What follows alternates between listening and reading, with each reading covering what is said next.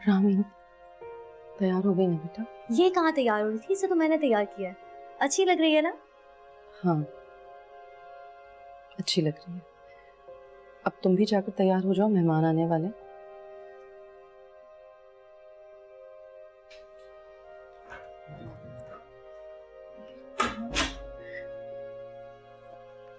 मैं नहीं कर पाऊंगी। रामीन प्लीज, रामीन हमारी इज्जत तुम्हारे हाथ में। बेटे मैंने तुम्हारी बहुत अच्छी तरबियत की है, प्लीज हमें रुस्वा मत होने देना। बहुत मुश्किल हो रहा है। बड़े काम तो मुश्किल से ही होती है, प्लीज संभालो खुद को।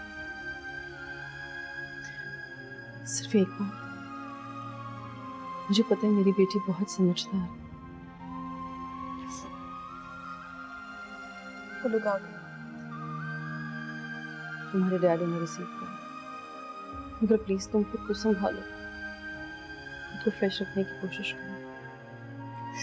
मेरी बेटी बहुत समझदार है, मुझे पता है। प्लीज।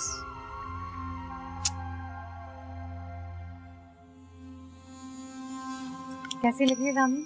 बहुत प्यारी, जैसे कि वो है। बहुत ही डार्क मेकअप करना था उसको, ताकि लोग देखते ही नापसंद करते हैं। जी, ताकि बाद में मेरी शामत आ जाए, है ना?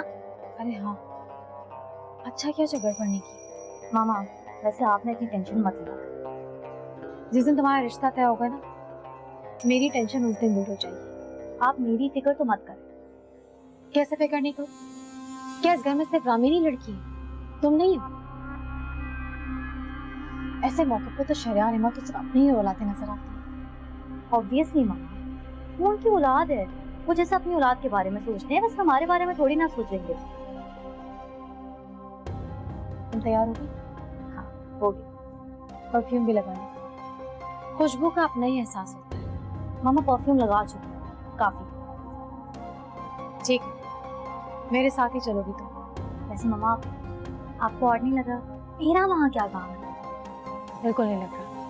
चलो आ जाओ।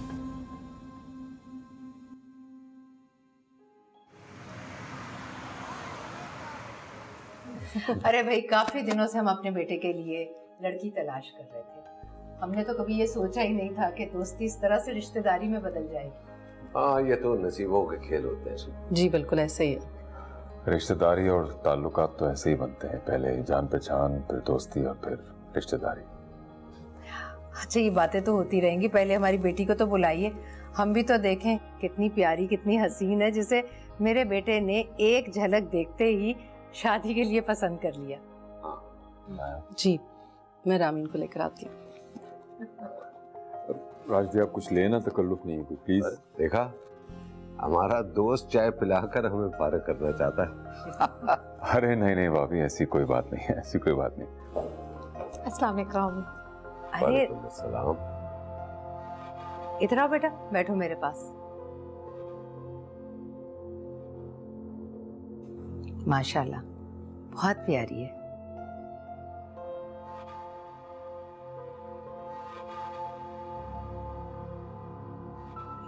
ये कौन है?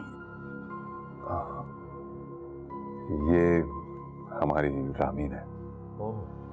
अच्छा, अरे बेटा आओ ना, बेटा सा जगह देना। हाँ बेटा।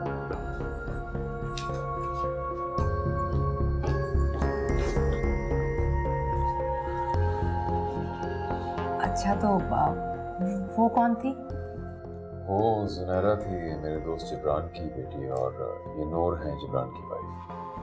अच्छा, माफ कीजिएगा, मैं तो इसे रामीन समझी थी। कोई बात नहीं, रामीन हो या जूनी एक ही बात तो है। अरे नहीं भाई, कैसे एक जैसी है? रामीन तो हमारे बेटे की पसंद है। क्यों गुफरान? भाई चांद का टुकड़ा है, शहरयार से शबात है साहबजादी की। जी देखिए जी, मैं तो कहता हूँ कि सिर्फ इखलाक और प्यार और मोहब्बत से इंसानों के साथ रहना चाहिए, इससे बड़ी अहम बात नहीं है। बस मुझे तो अपनी बहू में यही गुण चाहिए। आप लोग बातें करें, मैं खाना लगवाती हूँ। आंटी, इस फॉर्मेलिटी की क्या जरूरत है? बेटा जिसे तुम फॉर्मेलिटी कह रहे हो उसे हम मेहमान नवाजी और ज़ियाफत कहते हैं। अरे ये क्या जाने ऐसी बातें, ये तो आज के दौर के बच्चे हैं। ये बातें जाननी चाहिए मेरे ख्याल में। जी अंकल, आप फिक्र ना करें, मैं सारे आर्टिकल पॉइंट जानता हूँ। वाह, अच्छी बात, अच्छी बात। मामा मुझे किस मकसद से वहां लेके गई थी? था कोई मकसद? और उस मकसद में आपको नाकामी मिली है ना? नहीं। मामा मुझे एक बात समझ नहीं आती, मैंने जब आपको मना किया था मुझे वहां नहीं जाना, आप मुझे फिर भी लेके चले गए। आपने मुझे सबके सामने डिग्रेड कर दिया, मैं अपनी ही नजरों में गिर गई हूँ। मुझे क्या पता था? गुफरान और रामीन एक दूसरे को पहले ही जानते हैं और गुफरान रामीन को पहले ही पसंद कर चुका है। अच्छा नहीं तो आपको क्या लगा? आपको क्या लग रहा था कि वो लोग मुझे अपने घर की बहू बनाएंगे? एक ऐसी लड़की को जो कि खुद शहरियार अंकल के घर पे गेस्ट के तौर पे ठहरी हुई है। आप सोच भी कैसे सकती हैं ये सब? ठीक है, मैंने गलत सोचा। अब तुम ही मुझे बताओ ना, मैं कौन सा रास्ता इख्तियार करूं तुम्हें अच्छी फैमिली में ब्याने का? मामा बहुत से सीधे रास्ते, मुझे तो ये समझ नहीं आता आप हर बार गलत रास्ते का इंतखाब क्यों करते हैं। सबसे पहले तो आप मुझे रामीन के साथ कंपेयर करना पड़ता, और दूसरी बात, मैं अपने लिए लड़का खुद ढूंढ सकती हूँ, प्लीज मत ढूंढे आप मेरे लिए लड़का।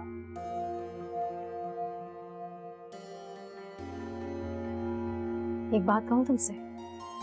बोलें। छोड़ो, तुम गुस्सा करोगी। या तो आप बोला ना करें, या बोलती हैं तो प्लीज बात बता दिया करें। तुम्हें पता है क्या करना है?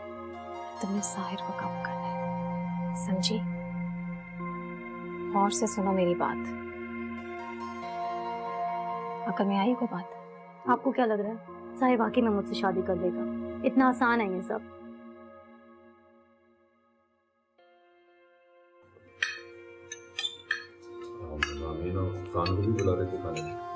अरे शहरियार रहने दीजिए, अच्छा है बच्चे एक दूसरे को समझ लें, आखिर जिंदगी तो उन्होंने ही गुजारनी है।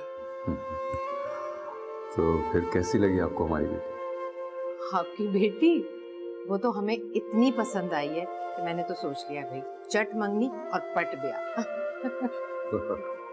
यार देखा कैसी बेताब हो रही है अपनी बहू को लाने के लिए। अरे क्यों ना हूँ भाई, मेरे इकलौते बेटे की पसंद है, उसकी शादी है। आप कुछ और लेना प्लीज। हाँ ना बस, थैंक यू। यार एक बात कहूँ? जी शाद भाई खाना बहुत लजीज है, भाभी के बाजुआक होने का पता देता है। जी बिल्कुल, हमारी होम मिनिस्ट्री जो है वो इस मामले में बहुत आगे है। होम मिनिस्टर भाई, ये तो बहुत अच्छी बात है। अगर पेरेंट्स में अंडरस्टैंडिंग हो ना तो बच्चों पर बहुत अच्छा असर पड़ेगा। ठीक है।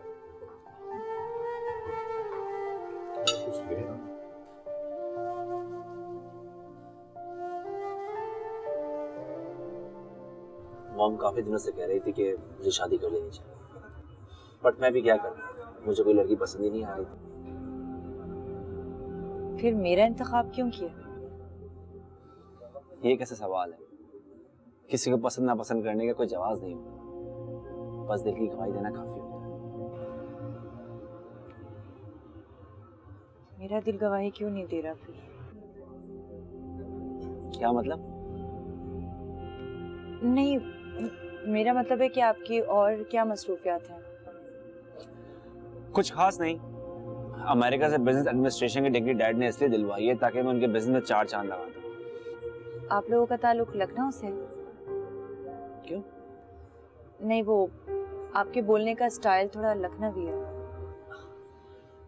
हाँ बिल्कुल, डैड ने आज तक अपना ताल्लुक लखनऊ से बनाए रखा है। वो आज भी वहाँ का जिक्र करते हैं, हालांकि उनकी पैदाइश यहीं की है, बट उनके आबा व अजदाद वहाँ बसते थे। अंकल मुझे बहुत इंटरेस्टिंग लगते हैं, लोगों के साथ प्यार से रहने की जो बात वो करते हैं वो बहुत अच्छी बात करते हैं। हाँ, उनको लगता है कि मैं बाहर रहा हूँ तो मुझे इंसानों की कदर करना और लोगों को समझने का तरीका नहीं आता, लेकिन ऐसी बात नहीं है। मैं लोगों को परखना खूब अच्छी तरह जानता हूँ। लग रहा है। जब भी तो एक ही नज़र में आपको देखकर अपनी शरीके सफ़र बनाने का फैसला कर लिया।